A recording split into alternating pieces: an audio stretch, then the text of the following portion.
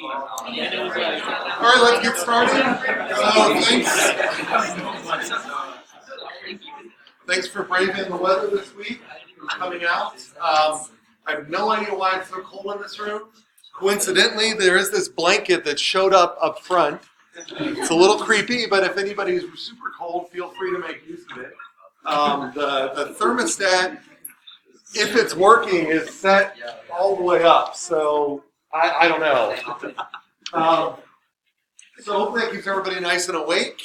So the only announcements here, so we got Lab 5 this week, all the videos are up online. This is your first introduction to Arena. We're going to make use of the textbook in these labs, and so the Kelton et al. Textbook.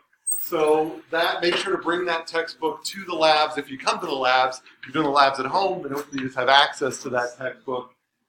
The homework D2 will, now that this is lecture D2 is now released, that's the one that has like the extra, the extra time. So if you look on Canvas, it has both like a due date, but also an available until. And basically, so long as you can upload it, so that available until is the effective due date, but then there's no late policy. So you just can't turn it in late. Whereas most homeworks, we have a due date and then a 20% per day, and then they disappear once 100% goes away. But in this one, I basically am going to give you extra time so that everybody has plenty of time to see the material in the lecture as well as ahead of time.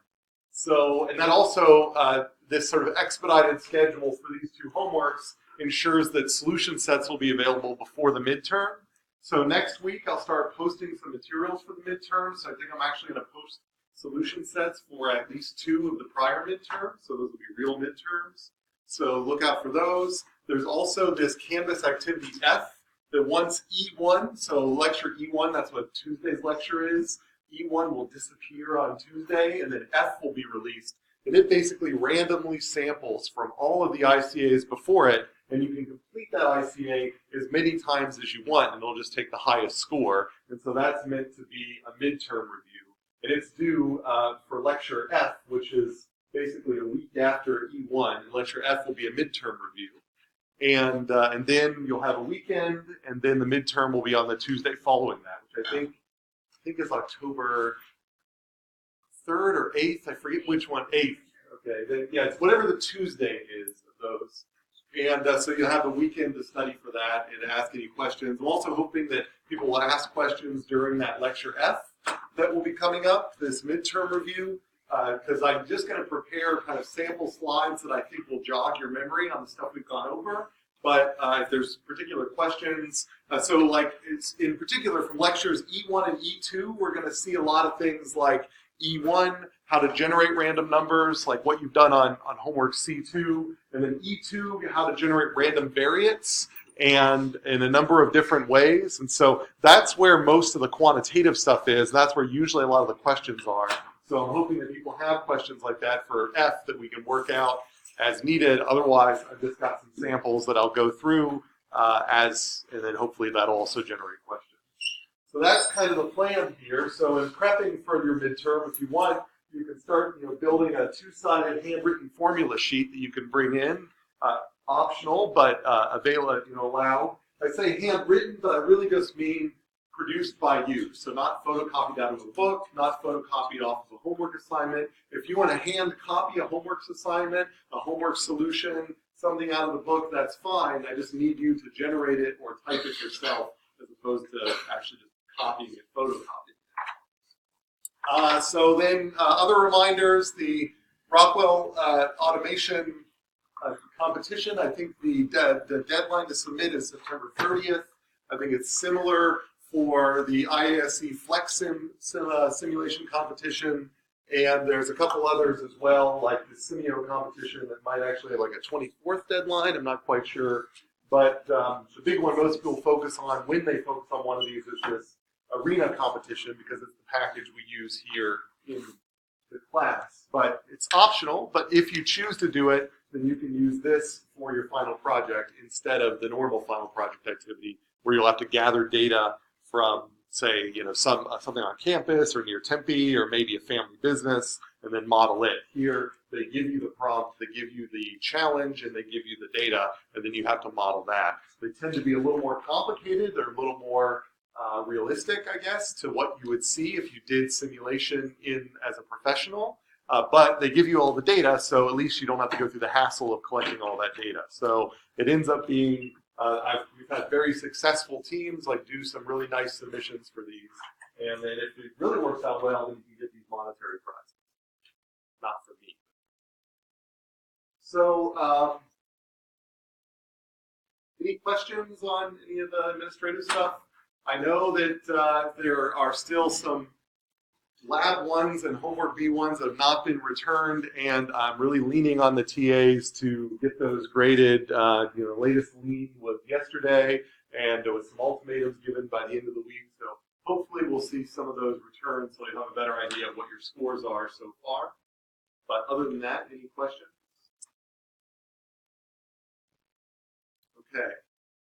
So just from where we're sort of moving from last time, again, we're modeling, we're emulating this idea that our eventual DES simulation models are trying to capture realistic variation you would expect in a real system, like people arriving to an airport.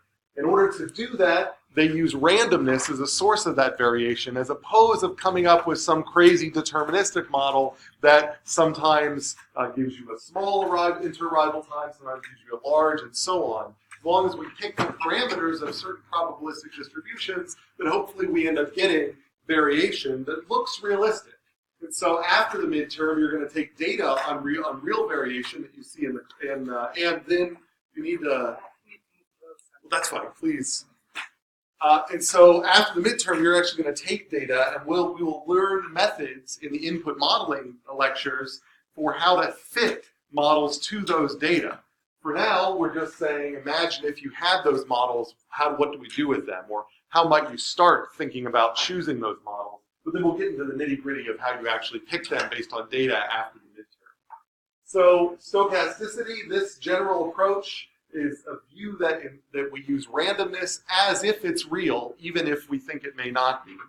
And another view is that stochasticity is modeling noise, which is induced by uncertainty in our model. So if we build a simplistic model, we know it's not quite right, then we know that there's going to be some residual, some gap between our model and reality, and we model that residual as noise. And stochasticity is, another perspective here is we're coming up with the right distributions of that residual. So that's the general approach. Because we're dealing with randomness, we have to go back into some fundamentals of probability because we're going to be using probabilistic models.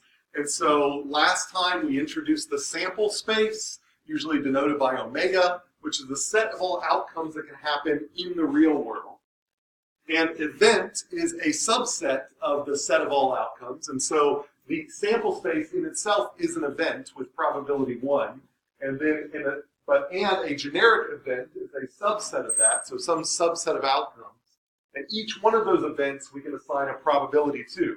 So the probability of the sample space is equal to 1, and any subset of all possible outcomes that could occur are going to be a probability between 0 and 1. So that's kind of mathematically the foundations of where we're going with probability, and I made all these analogies to weight. And then a random variable, that's where we actually add numbers to the outcomes, and that is a mapping from the outcomes to the real numbers. So that when we say we want the probability that x is between 0 and 5, what we actually mean is this more complicated mathematical statement where we want the probability of the subset of the sample space that causes the random variable to map those outcomes between 0 and 5. So if you take a more advanced course in probability or statistics, then this is the notation you frequently use. But in practice, we use shorthands like this, but this is what they mean over here. So my pointer is about dead, but this is about what they mean over here. So this is what we'll use in the class, but I at least want you to become familiar with the more rigorous perspective, which is this view here and this idea that it's a mapping from a sample space to numbers. We use this Rx, the range X, and that's just the kind of list of numbers that could possibly result from the outcomes that could possibly result. So the range is going to determine whether it's a continuous variable, a discrete variable, and so on. So any questions about these definitions? Sample space, event, probability measure, random variable, range. Hopefully a lot of these are review from 380 or maybe refinement.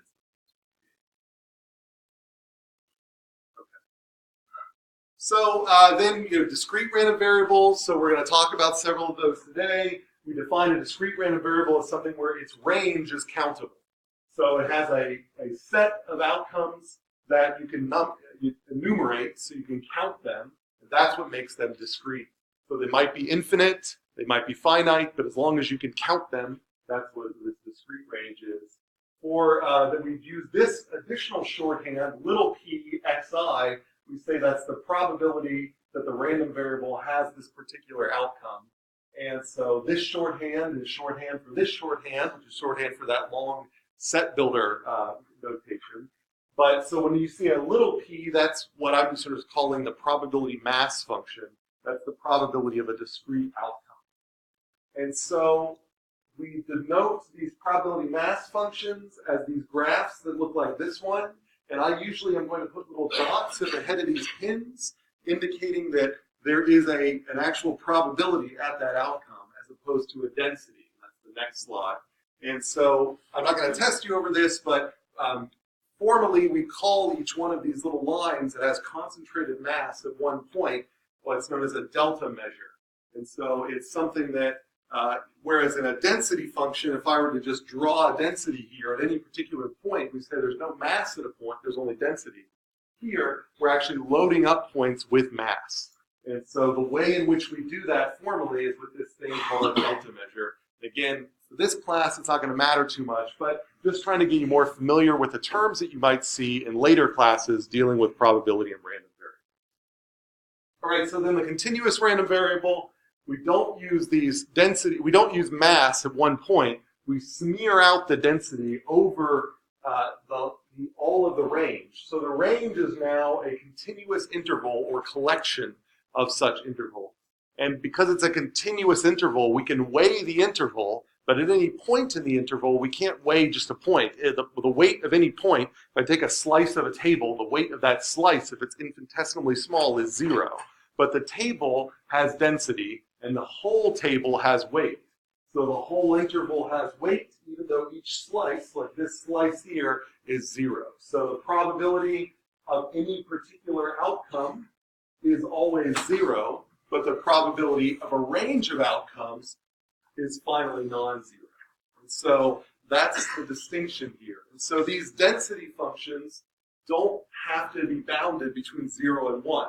They can be very, very large because you can have an area underneath the curve that's equal to 1, even though the curve goes way above 1. Because if the density is really high in one spot and really low in the others, the area underneath that density might still be equal to 1. So density functions can be anything 0 or higher, even though probabilities are bounded between 0 and 1. So these are our properties of density functions. If I am referring to multiple random variables, you'll see me use a subscript. So f sub x, that means the density associated with random variable x. F sub y, the density associated with random variable y. Densities are always non-negative. The integral underneath them is equal to 1, even though they do not have to be bounded by 1. And if x is not in the range, the density is equal to 0. So any questions about discrete and continuous random variables?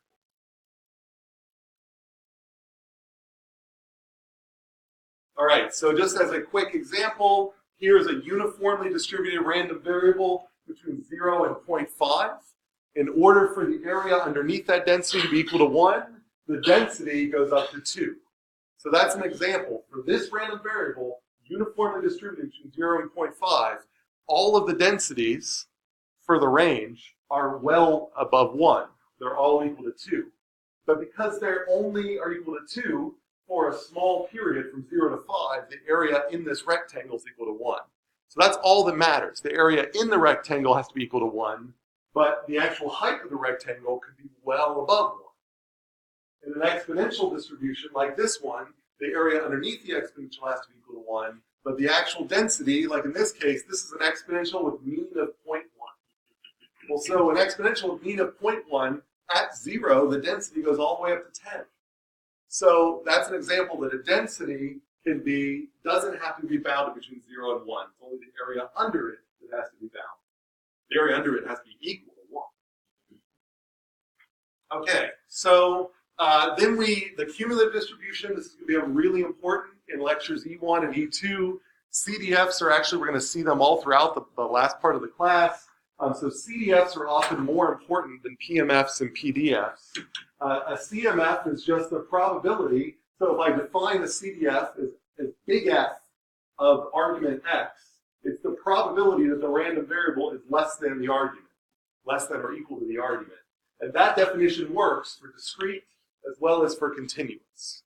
And so for discrete, we just add up all of the outcomes that are as big or less than the argument, or we integrate for continuous from negative infinity all the way up to the argument. And so we're just taking the area underneath the curve up to the argument. So and that CDF, as we'll see, ends up being a very useful function. It has all these nice properties. So if you ever see, I'm going to ask in a second here to see if everybody's paying attention, if you see curves that are decreasing, so they go up but then they come down, you know they can't be CDFs because CDFs are always non-decreasing. You know the right-hand side of a CDF is always going to be equal to 1. You know the left-hand side of a CDF is always going to be equal to 0. And if you want to calculate the probability of an interval, and I give you a CDF, you don't have to use the PDF to do that. You can just calculate the CDF at one end of the interval and subtract the CDF at the other end. So they're very handy. But they have a bunch of other nice properties that we'll end up exploiting as we're generating random variables, as we'll see moving into next week. So as an example of kind of motivate stuff from next week, if I were to give you, say, a service time distribution that was a discrete service time distribution, so just for purposes of modeling, we said rather than trying to figure out a continuous service time distribution, really we saw that there was a trimodal distribution of service times, and there's such tight clustering that when someone went in to get service, they pretty much either took 3 minutes, 6 minutes, or 10 minutes. Yeah, question. So just real quickly, how do you what a CD. But it's going to be the area of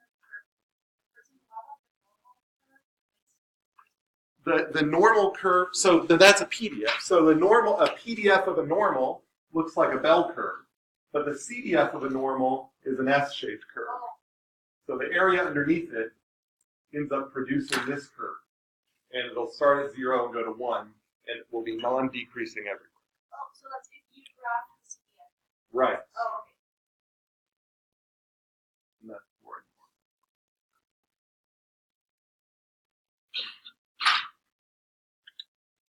So, like in this case, you might imagine there's 3 types of orders. Somebody came in and they wanted to order, let's say, a salad, a burrito, or a quesadilla, or something like that.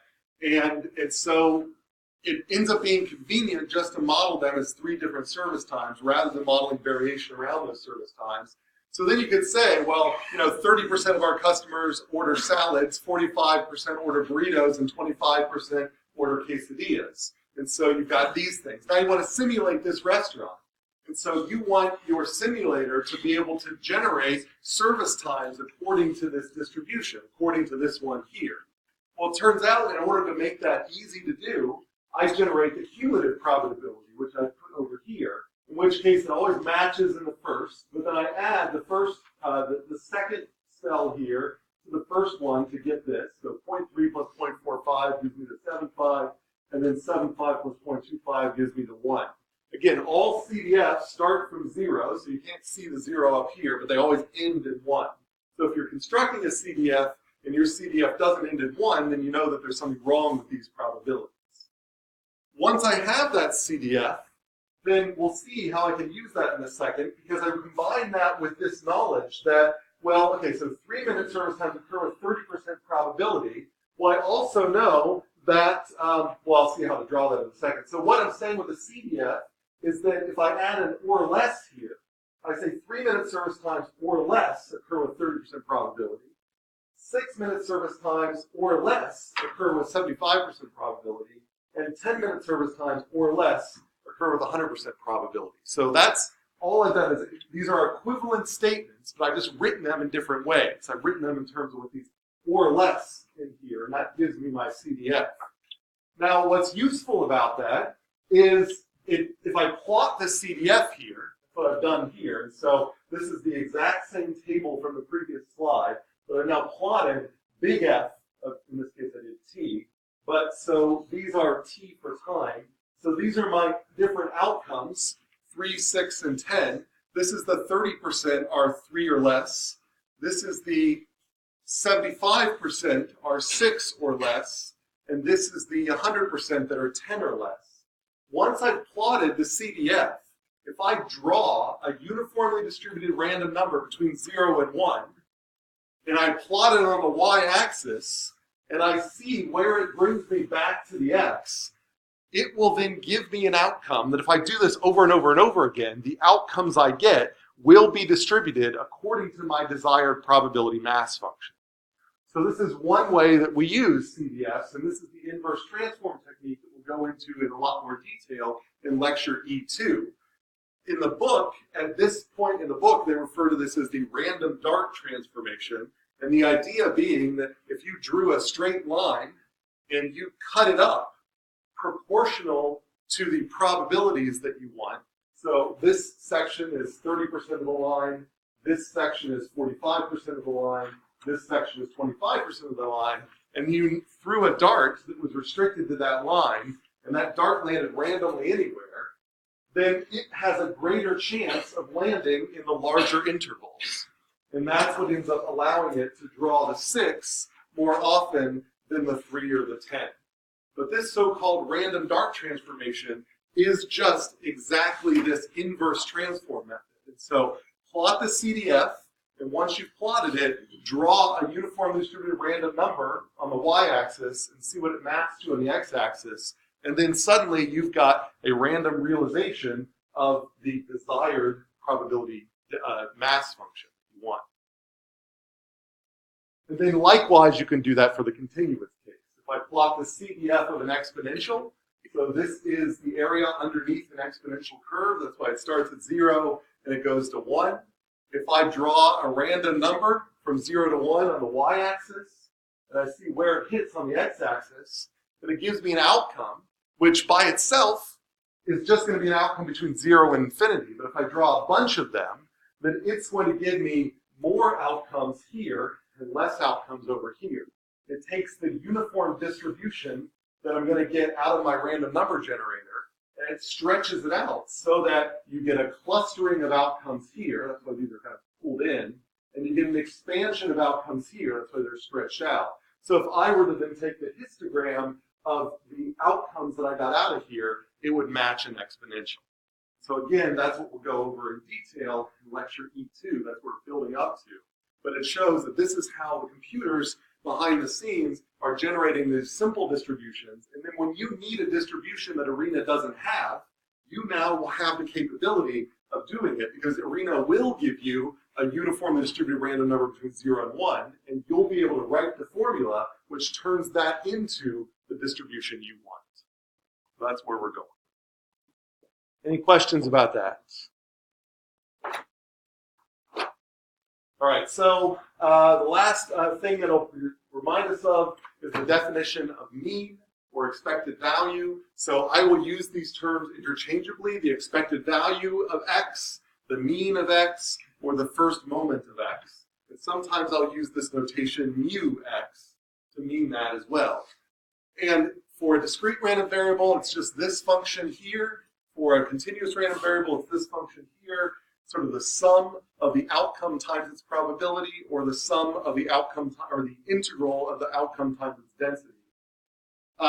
Conceptually, if you were to view the mean, say, of an exponential here, you should think of that as the balance point. If you turned the density function into a chunk, this is where it would naturally balance. If you moved it a little bit over or this way, it would tilt one way or the other. So it naturally sits up. So all of this mass balances out, all of this mass is way over here. And this works for discrete random variables as well. So here's the probability mass function I gave earlier, and its mean happens to be here. And if I were to build like a teeter-totter with a bunch of children sitting on it, some that are a little chunkier than others, then this is where I'd have to put this to balance out these two versus these four. So, and if I were to add another child right at the fulcrum, it wouldn't do anything. So regardless of that other child's weight, it doesn't change the balance point. And similarly, if I had, let's say I had a distribution of outcomes, like times that this is salad and this is quesadilla and these are other foods. If I were to add another food to the list that happened to have a service time that was exactly the mean of my existing service times, it wouldn't change the mean. So if you add things that are at the mean, it doesn't change the mean. So that's one of the other kind of interesting features about the mean. And again, that comes conceptually from this idea that if you put any weight right on the fulcrum, it doesn't actually change the tipping at all. All right. And then we can generalize that to higher order moments. And so when I refer to a higher order moment, it's just the same formulas raised to the n. So the most important higher order moment that we talk about in this class is the variance, which is the second central moment. The variance is equal to the second moment minus the square of the first moment. And so we often give distributions in their statistics in terms of their moments here. And so using those moments, you can construct things like variance as opposed to calculating these out manually. So they're kind of the definitions that we care about, and we will use sigma and sigma squared to represent standard deviation and variance. So that's all the review. So any questions about any of that before we move forward on the news?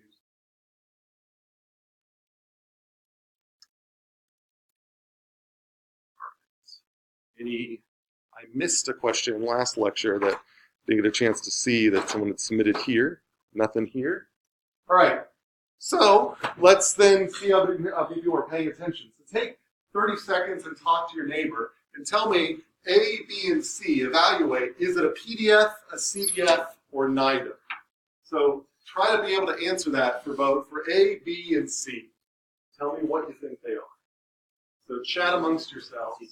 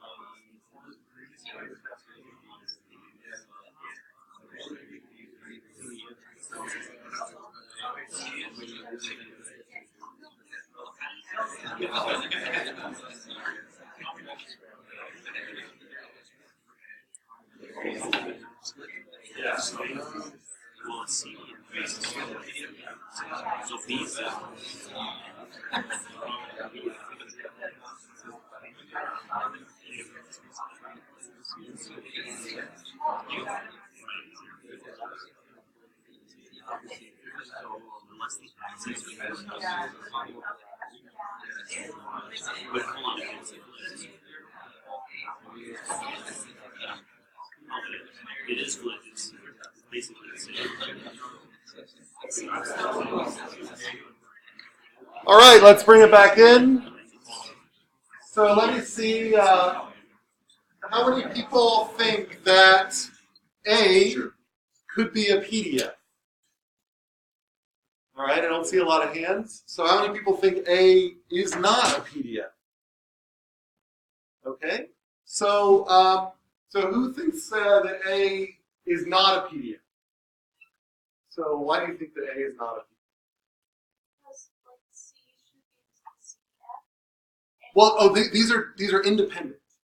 So I was just asking generically. A, I just drew 3 graphs and pretend like they're not related. Oh, okay, no, Gotcha. Huh? What do you think? Does the area have to equal 1 under a PDF? How many people say yes? All right, good. Yes, that's the right answer. So yes, for a PDF, the area underneath the PDF has to be equal to 1. So just by that criteria, which one of these looks like for sure it's probably not a PDF? If we use the criteria, the area under the curve has to be equal to 1, and exactly 1. So when I look at these, it may not be clear for some of these whether they meet that criteria or not. But which one of these, when you just ballpark and look at it, looks like it probably doesn't meet that criteria? How many people say A clearly has an area underneath it that is not equal to 1? How many people say B clearly has an area that's not equal to 1? See a lot more hands there. So I think the rationale there is I have no idea what the actual area is, but I know that it's most of the box. And the box has got 100 on one side and 1 on the other side. So the box's area is 100, and it's at least half the box. So there is no way that it's only 1 underneath here. So I would agree that B can't be a PDF because the area underneath the curve is way too much. How many people think C is likely not a PDF because the area underneath? All right, so I definitely respect that answer that it's hard that you look at this and you think, well, we don't really know what happens after 1. And so I would say that I would be cautious in calling C a PDF. But if C happened to be 0 for everything higher than 1, it's still possible that the area in this little space here was equal to 1. So I would be careful in saying that C is not a PDF because it's still possible that the area underneath here might be equal to 1. I think it's probably unlikely, just kind of eyeballing it, but whereas I was able to eyeball B and it was like very clearly greater than 1, I don't think we can necessarily do that here. So I think the evidence suggests that B is definitely not a PDF, but I think the jury might be out a little bit on C. But A, I think it's reasonable to say the area underneath it might be equal to 1. All right, so how many people, so we know that A might be a PDF, so I'll just sort of write the evidence we have down here.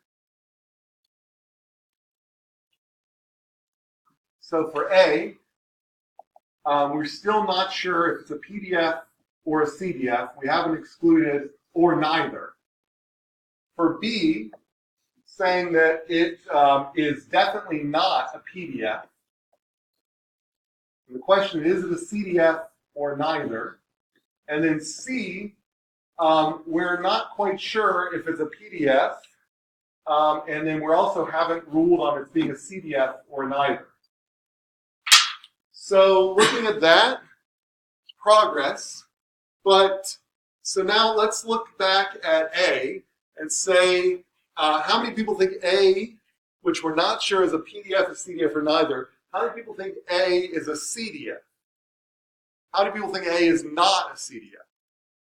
All right, so why is A not a CDF? Yeah. That's great. It has to start at 0 and end at 1. It doesn't start at 0, it doesn't end at 1. It's decreasing. So right there, we know it can't be a CDF because it's decreasing. And CDFs are always non-decreasing. With that in mind, that gives more evidence that B might be a CDF. Because look, it starts at 0, it ends at 1. It's always non-decreasing. So that's giving us more evidence that B is likely a CDF. In fact, if I go back and think about all of my properties for B, I can think of nothing that rules out B as a CDF. This is a totally valid CDF. So I'm going to say that B, we figured out, is a CDF. A, we're not quite sure. It's either a PDF or neither. But my claim is for A, the only way we're going to be able to figure out what it is to take the area underneath that curve. And so I'm just going to assume that the area underneath that curve is 1, and I'm going to give it a tentative answer of it is a PDF. Now, if I look back at C, we said the area underneath the curve, we have no idea. It might be 1, it might not be. We do see that it is non-decreasing, but is there a reason why C could not be a CDF? And it's already been mentioned. It's increasing, but CDFs are increasing. This one's increasing. So increasing is good. So, pardon? Doesn't end at 1. It goes way up to 100. Remember, CDFs are probabilities. Probabilities are bounded between 0 and 1. It is impossible for a CDF to go above 1. It has to start at 0 and end at 1, be non-decreasing in between. So that means C can't be a CDF. It might be a PDF, but it also might be neither. So that's kind of our answers here. I'll give these a check minus because we're not quite sure without further numerical investigation. But B is definitely a CDF. Yeah, question?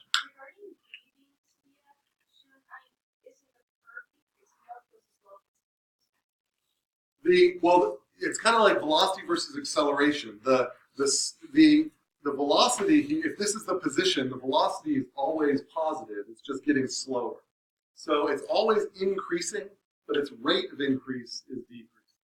So it has diminishing marginal returns, but it does have positive marginal returns every. Any other questions? Yeah. On C though, on the x-axis. On the x-axis. So it's for the y. Yeah, right. The y is, so these are outcomes and these are probabilities. Okay, let's do one more. So take 30 seconds, same sort of deal. Make a ruling. What are these things? Are they PDF, CDF, or neither?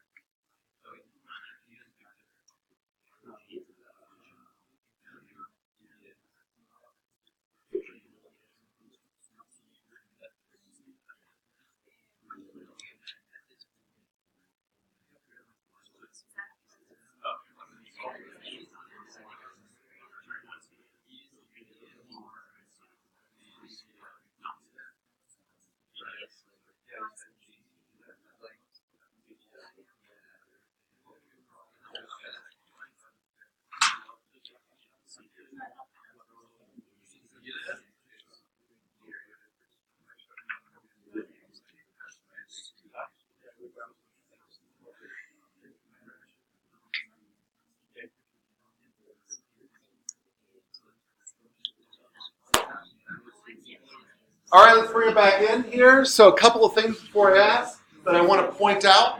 Weird things compared to the previous ones. Notice that on several of these, they go into the negatives on the x-axis. Several of these go in the negatives on the y-axis. This one should be weird for all sorts of reasons. And so again, negatives on the x or y-axis, I would just point out those. That's one big difference from last time.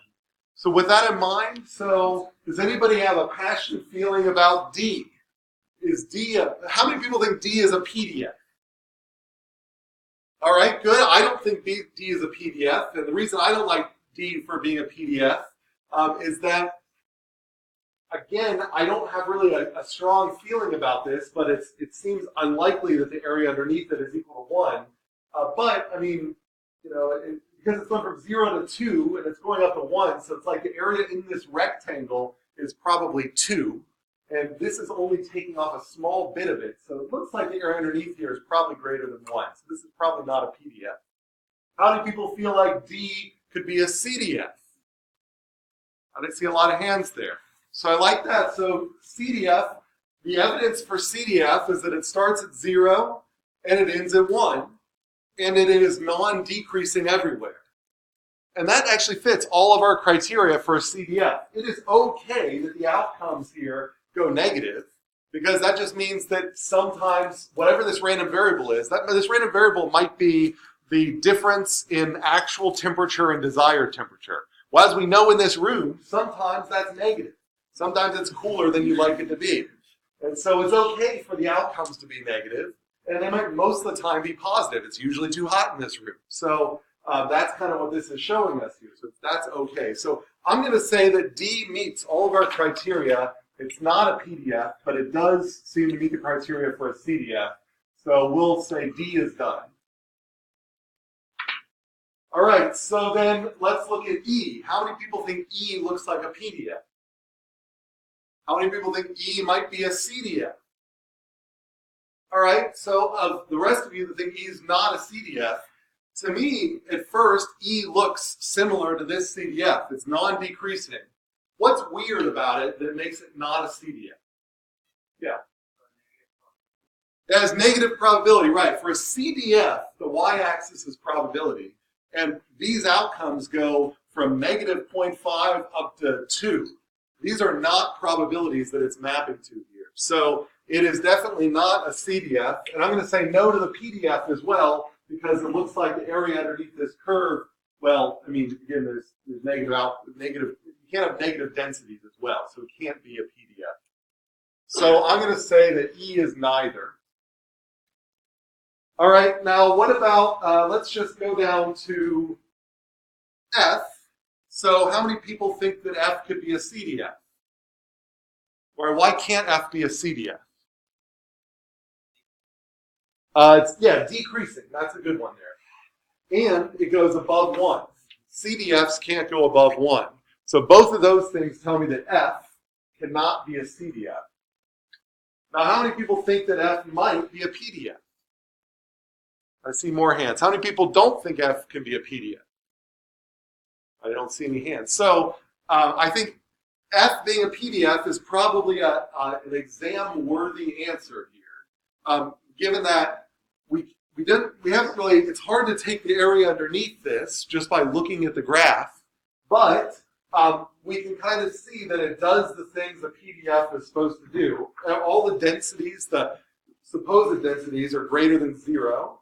The area underneath here is plausibly equal to 1. So if we think about it, you know, a rectangle that is this wide and this high has area of 1, and I can kind of see that I can kind of move that around, and that might be the area that's underneath here. So that seems to meet my criteria. So I feel pretty comfortable saying that F is a PDF. All right, so then G. How many people think G is a PDF? How many people think G is a CDF? How many people think G is neither? Right, a lot. And the hint here is that it's not even a function. So, you know, both PDF and CDF end in F for function. They have to be functions. A function, if you give it an argument, it should give you one output. And for this, the x-axis here, if I give it one thing in, it gives me two things out. So what I'm actually looking at here is this is a CDF of actually this PDF down here. So this is the PDF and this is the corresponding CDF. This is the inverse CDF. So I mentioned earlier, we'll do the inverse transform method, and if I were to have an expression for this and I inverted it, and I drew random numbers between 0 and 1, this gives me a mapping that turns them into this random variable.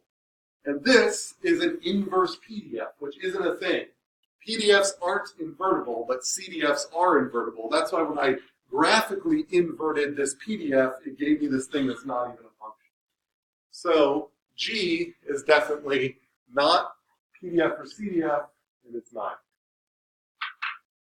Any question? Yeah. Two questions. So E, say like instead of coming out at like -0.5, it came out at 0. That would still be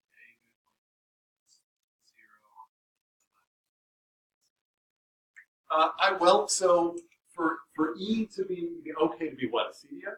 Or so if you wanted E to be a CDF, the Y values would have to be sandwiched between 0 and 1. And so if you could fix this, so it was coming up to 0, and you could make it non-decreasing, and you could guarantee that this little asymptote didn't go higher than 1, then it could be a CDF. So even if it shows like negative on Y, Well, but it doesn't come out at the blue line has to, so I mean, I guess the fact that this shows the blue here is kind of a red flag. If this was just blue and went all the way to the 0 and stopped, as if it was going on to 0 till negative infinity, and if this blue stopped at 1 and then plateaued and then stayed 1 until infinity on this side, then and only then it could be a CDF.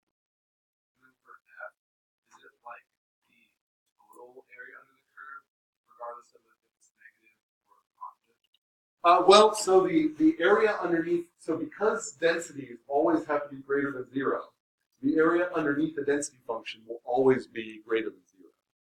And it is the total area from negative infinity to infinity. I'm not just like on the x, like even if it goes up at a negative value, would you not subtract that away from the positive side? Yeah, when you take the area underneath here, the negatives only end up having that subtracting effect if they're on the y-axis. And so if you took little rectangles and put them under here, it's only the width of the rectangles that matter when you're adding up all those rectangles to get this area. The height of the rectangle is what kind of determines whether you have a negative area or not. So it'll always be a positive area under a density function.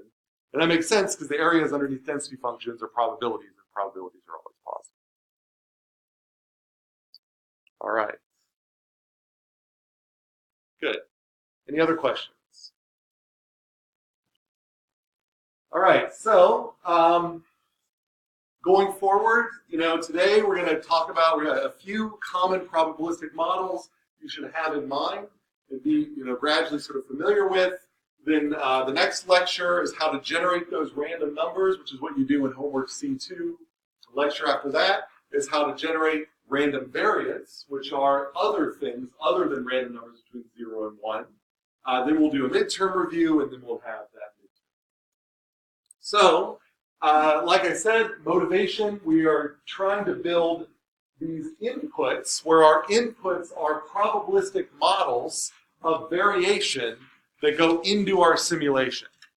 And so that's kind of why probability comes into play, is that before we even do the simulation, we have to model real variation like inter-arrival variation, and we have to pick a good probability distribution. So those probabilistic distributions that go into these variations are what we refer to as the input models for our simulations, the models that go into the simulation. So we need to hopefully get realistic input models to go into our sim, and that'll give us realistic variation that comes out of our sim, the same sort of variation you might get out of a manufacturing test system, for example, or a real airport, or a restaurant, and so on. So if you go on and do more stochastic simulation or stochastic modeling in general, these are the distributions that you should probably be comfortable with or sort of know off the top of your head. And so this is like in general, even after this class. In this class, I'm mainly going to focus on these ones that I just kind of bolded here. Uniform, triangular, normal, exponential, Erlang, Weibull on the continuous side, and then Poisson, Bernoulli, binomial, negative binomial, geometric on the discrete side. So these are the ones that you're not going to memorize the formulas for, but you should memorize roughly what they're shaped like, how they're used, what they're used to model, and so on. So let's get into that.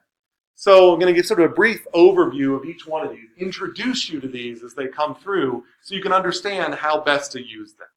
So the one that we've already been a little bit familiar with is this uniform distribution, which is going to be denoted UAB, which means it's going to have a uniform density from A to B. So there's if you've got the same width interval, it has the same probability of outcomes, regardless of where that interval is along the outcome space, the range. The CDF for uniform, you should get, whenever you see ramps in the CDF, you should see, oh, that's uniformly distributed. So this stuff, again, is hopefully kind of just review here.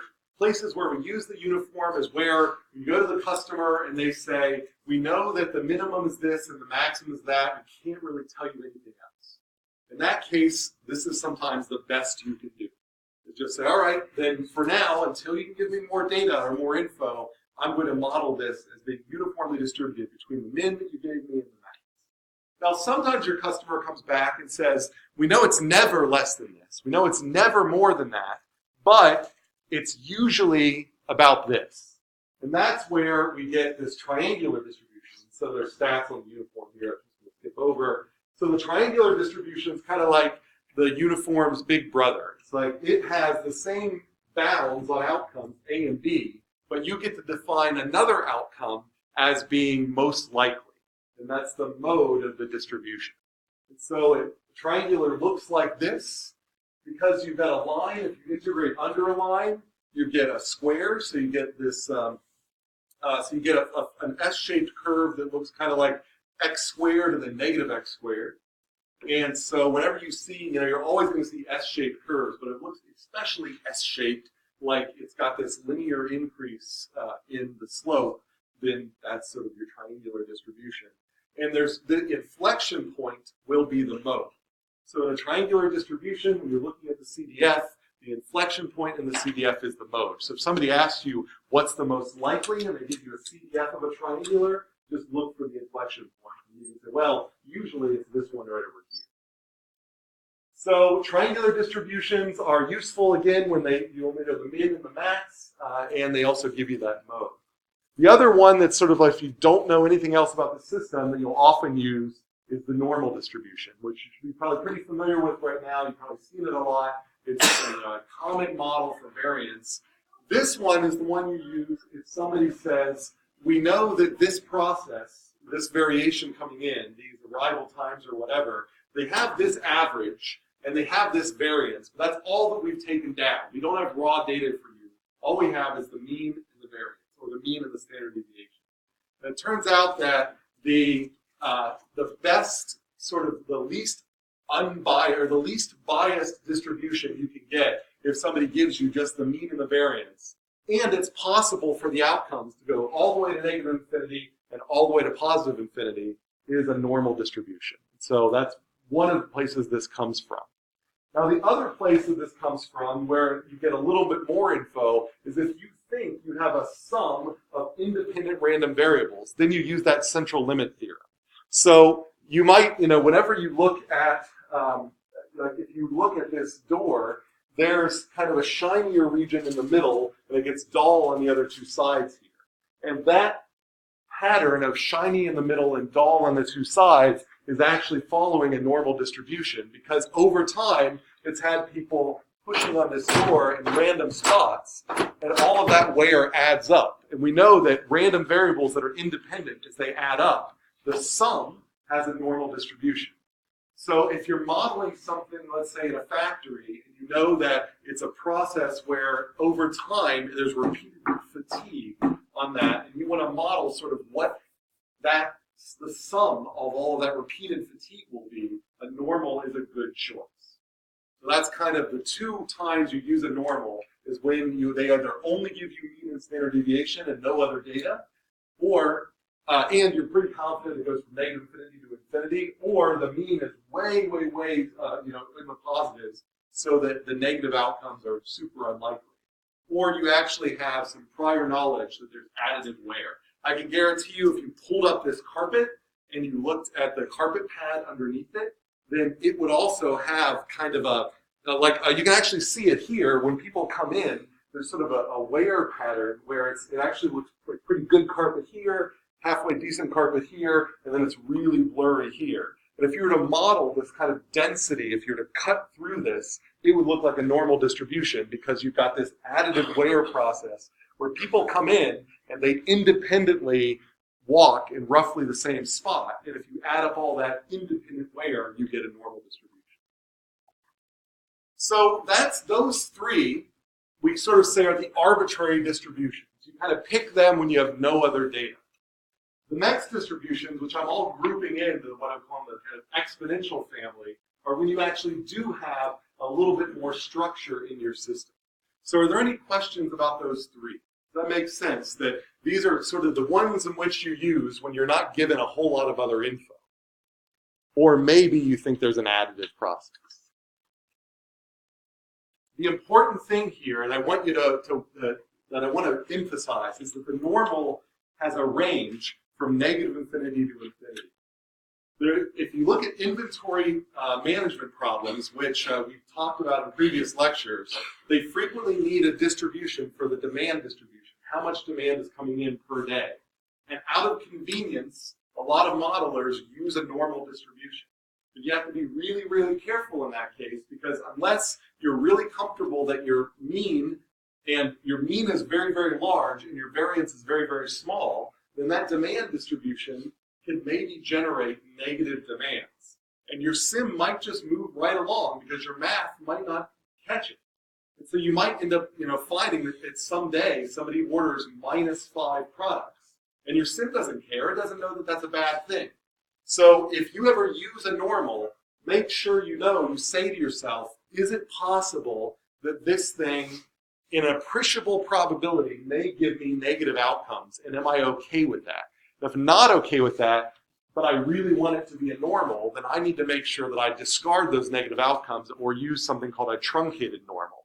So there are all these special cases. But the big thing I want to emphasize here is that when you use a normal, make sure you're comfortable with the possibility that some of your outcomes might be negative. Although they might be improbable, they still could happen. All right, so then the start of this exponential family is the exponential distribution.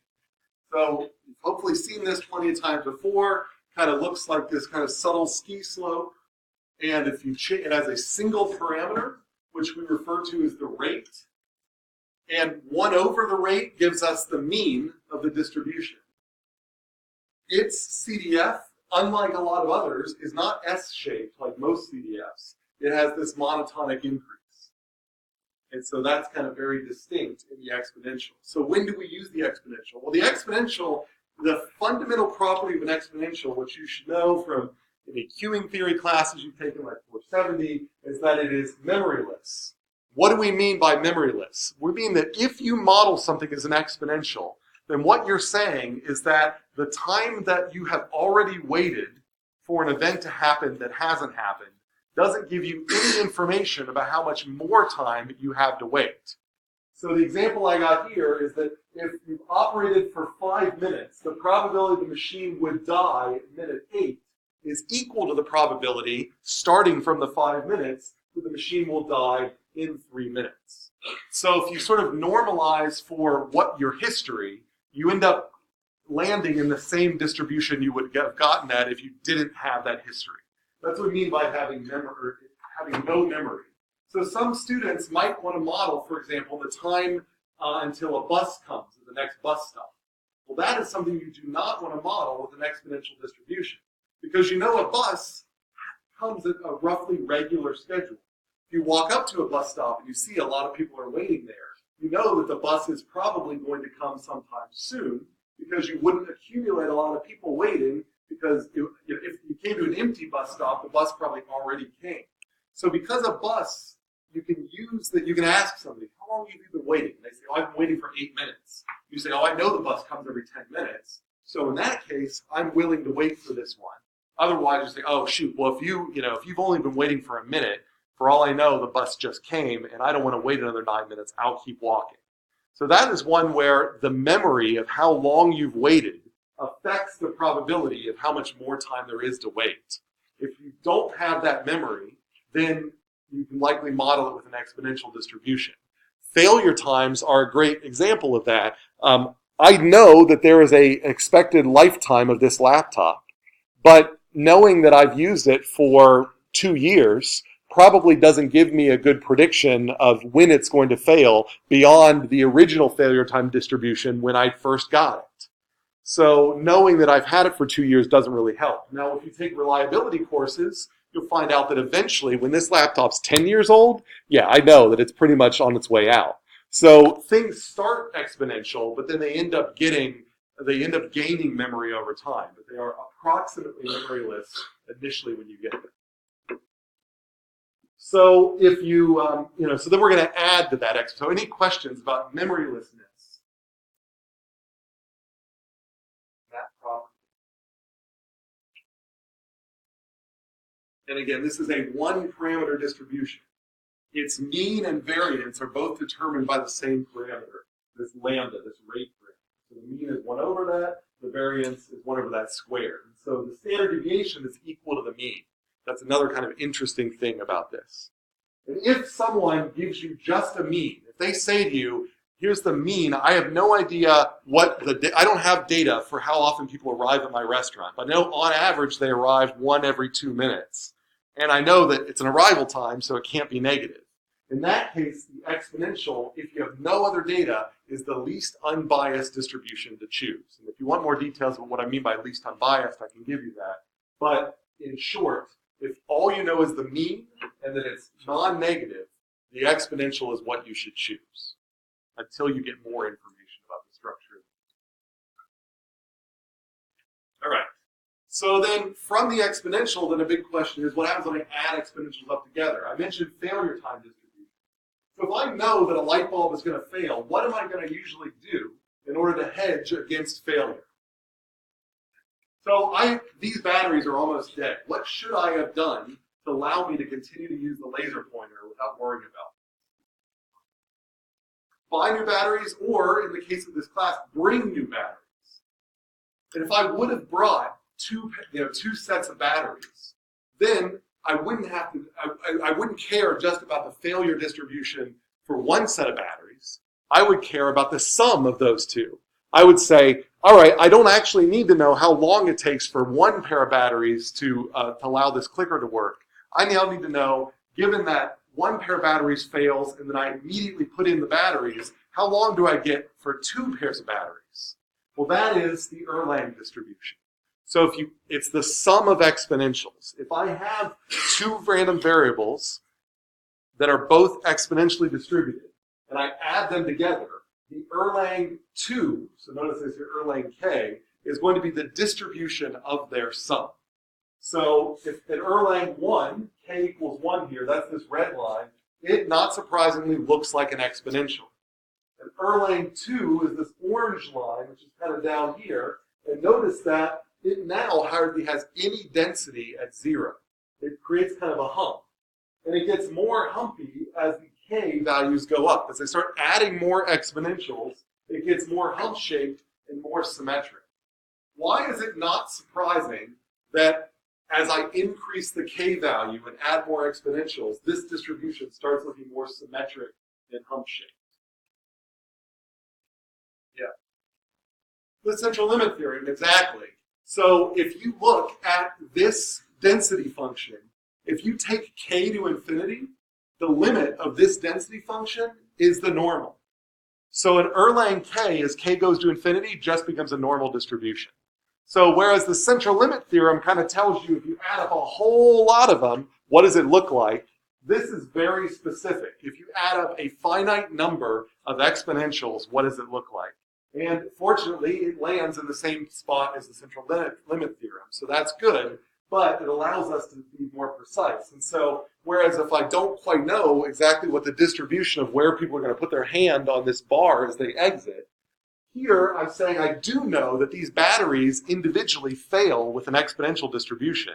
And so if I add up, one set of batteries and then my redundant set of batteries and then my redundant set of batteries. So then I say, well, what my 3 sets, how long will they last? Well, that's an Erlang 3, which is maybe this yellow one, which means that they're definitely not going to die immediately, because if one dies immediately, it's extremely unlikely that the other 2 will die immediately. But I do start getting a hump where I know that by time 4, I lose that memorylessness. I start being able to count on that, by 4 years, then I'm going to start getting a decrease in probability that things are going to last. But they're probably going to last up to 4 years, but not after that. So adding up exponentials is Erlang. That's one way to reshape an exponential. The other way, that if you've taken a reliability course, you've then probably seen the Weibull distribution. And this is the second exponential-like distribution that has a special shape parameter. And so just like the Erlang, it has a lambda, or in this case, mu. So mu and lambda are just one over the other. And it also has the shape parameter k. But now k doesn't have a convenient conceptualization like adding up exponentials. K is just an index of shape. And so the way we view a Weibull is it is something that is like if I make k equal to 1, it is an exponential. But if I make k less than 1, it gets even more ski-sloped. If I make k greater than 1, it gets more hump-shaped. And so reliability engineers really like Weibull distributions because they degenerate into exponentials, which is kind of like what we hope everything acts like. But they allow for us to model failures that are more often to occur late with high k values, or failures that are more often to occur early with low k values. So there's some products that like 10% of them just fail immediately, And so that's why we have burn-in periods in factories. We burn them in, and the ones that survive the burn-in period are the ones that we think we can sell, because those that survive that act kind of like an exponential after that.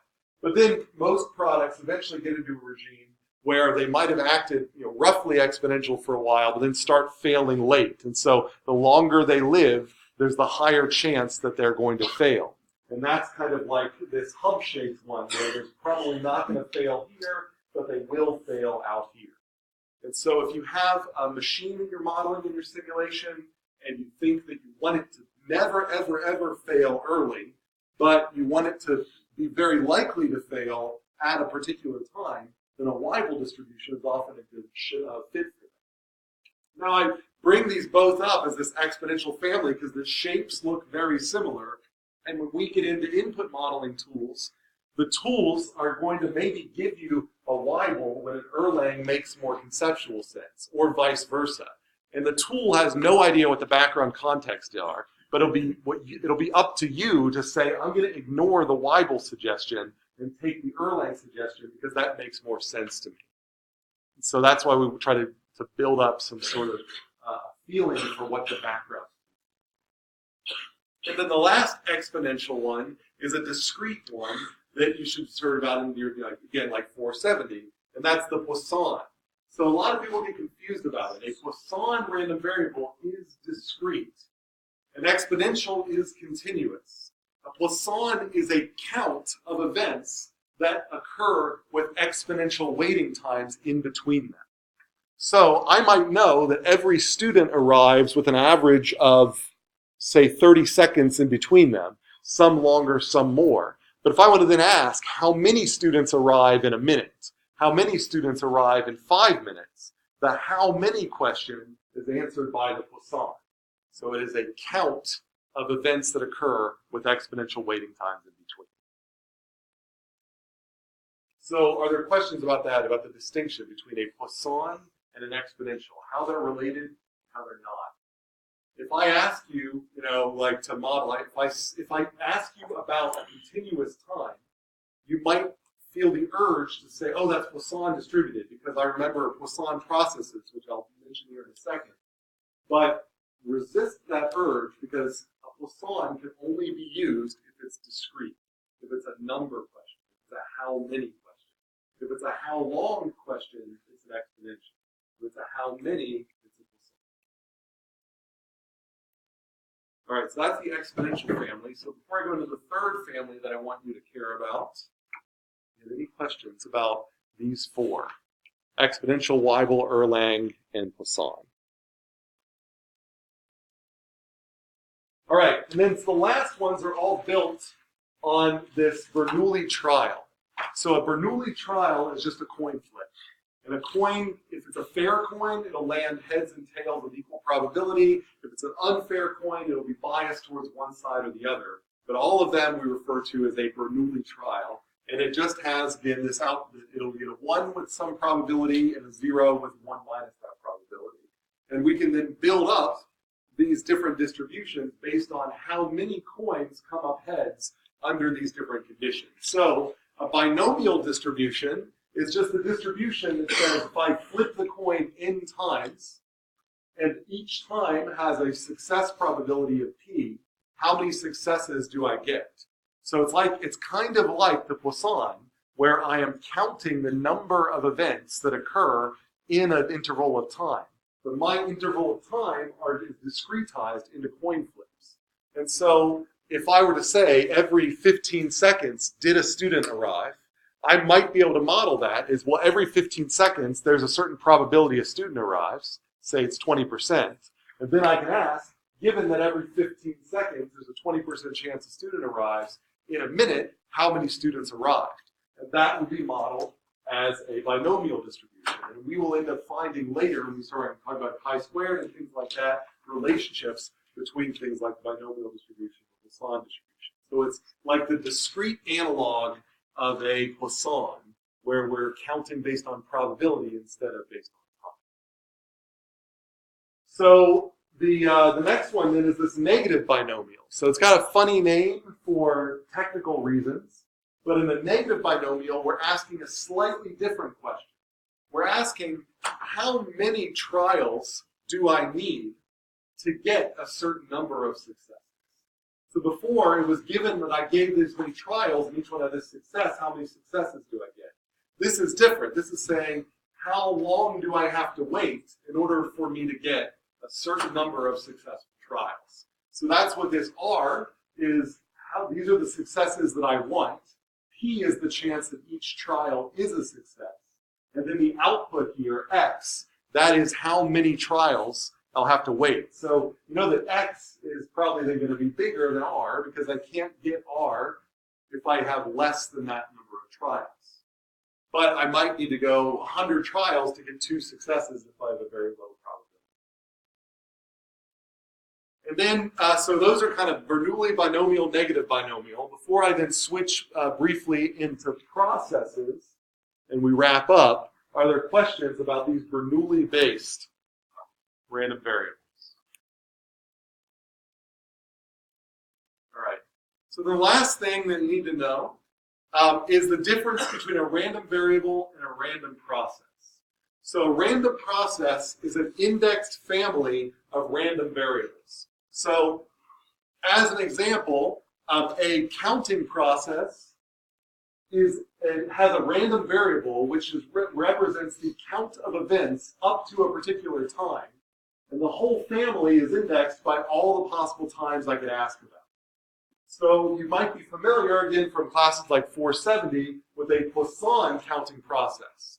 A Poisson counting process, which is commonly used in these queuing ones, basically says that the number of arrivals by a particular time is Poisson. And so if the number of arrivals by a particular time is Poisson, and I collect all of those random variables for all times, then that collection of random variables is a Poisson process. And Poisson processes have all sorts of nice features. For example, I just mentioned the number of arrivals up to a particular time is Poisson distributed, but also the time between arrivals is exponentially distributed. So those are the two things that you should think about. Whenever somebody says, model it as a Poisson process, what they're saying, and these, it turns out, are equivalent statements, is put an exponential waiting time between encounters, or, modeled the other way, use a Poisson random variable to count how many encounters occur in a chunk of time that we define ahead of time. So that's kind of the limit of what I want to at least be familiar with the idea of a process, why a Poisson process, and most of the other stuff. If you review these slides online, after this summary, I give a bunch of additional info, and that info is summarizing these details that I've already mentioned. So when would you use, the Weibull distribution and reliability and so on and so forth? So if you want to read more details about that, I've packed them into these application section of these slides. But the big things that I need you to know for now is just basically this list of distributions, roughly how they're used, and the difference between a random variable and a random process, and the definition of a Poisson process. So if you have any questions, come up and ask me after, and let's do an attendance question for the day. And that attendance exercise will be, what distribution represents a sum of exponential random variables? What's the most accurate distribution that represents a small number of exponentials added together? So a small number, a finite number of exponentials added together, what is that distribution?